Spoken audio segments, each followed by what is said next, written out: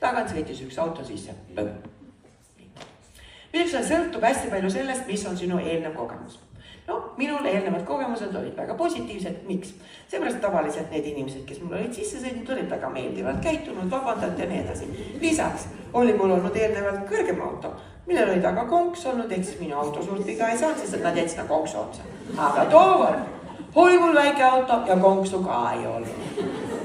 Esimene raps, kui käib see müts, siis on sul ja järgmiseks hakkab sul peast jooksma läbi nii, kasko või mitte kasko, aga 2 nädalat, kuhu sul on vaja minna loenguid andma mööda Eestit.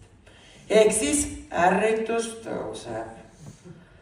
Nüüd lähed välja, kumb autot sa enne vaatad? Tema autot või enda autot? No muidugi enda autot. Sa vaatad, mida, eks ju?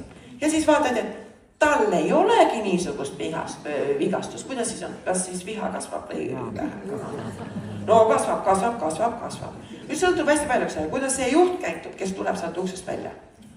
Kui ta tuleb välja, et no palun vabandust, oi jumal, mis küll nüüd juhtunud on, siis sa võtad ka, no pole hullu. Aga minu oma tuli välja, tal olid võrdlemisi pikad küüned, no mis teha, lugesin sõnumeid.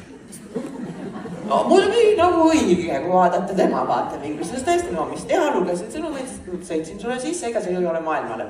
Aga no, minu olukorras ju, kuidas on, ärritus ju veelgi kasvab.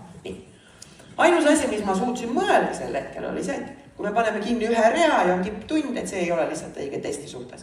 Ütlesin talle, tõmbab kõrvale. Ja kui ma siis istusin autos tagasi ja hakkasin kõrvale sõitma, teate, ma ei teadnud, mis tema auto number on, ega isegi mis värvi tema auto on, sest et see on šokiseisus ja selles šokiseisus on see täiesti normaalne reaktsioon. Ma suutsin ainult mõelda, ma ei tea, kui kaua.